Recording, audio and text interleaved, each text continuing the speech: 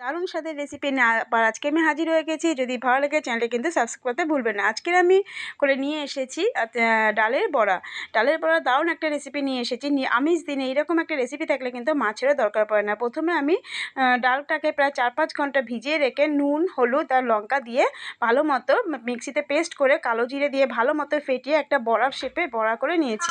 আমি কিন্তু রেসিপিটা সম্পূর্ণ রিফাইন তেলেই করেছি। এরপরে রিফাইন তেলে সাদা জিরে ফোড়ন দিয়ে পেঁয়াজ বাটা, আদা বাটা, রসুন বাটা একটু ভাজা ভাজা করে নিয়ে সমস্ত রকমের মশলা তাতে আমি পরিমাণ মতো দিয়ে দিয়েছি নুন ঝাল পরিমাণ মতো। এরপরে আমি সামান্য পরিমাণ জল দিয়ে মশলাটাকে জলের সাথে ভালো মতো কষিয়ে নিয়ে এসেছি। এরপরে যখন তেল বেরিয়ে এসেছে মশলা থেকে তখন সব পরিমাণ মতো জল দিয়ে আমি ঝোলটাকে ফুটিয়ে নিয়ে তারপরে ভেজে রাখা বড়াটা দিয়ে নামানোর আগে ধনেপাতা কুচি, 1 চামচ চিনি আর 1 চামচ গরম মশলা দিয়ে 2 মিনিটের মতো আরও রান্না করে বড়াটাকে একটা বাটিতে নামিয়ে নিয়েছি। বন্ধুরা, যদি আমিষ দিনে এইরকম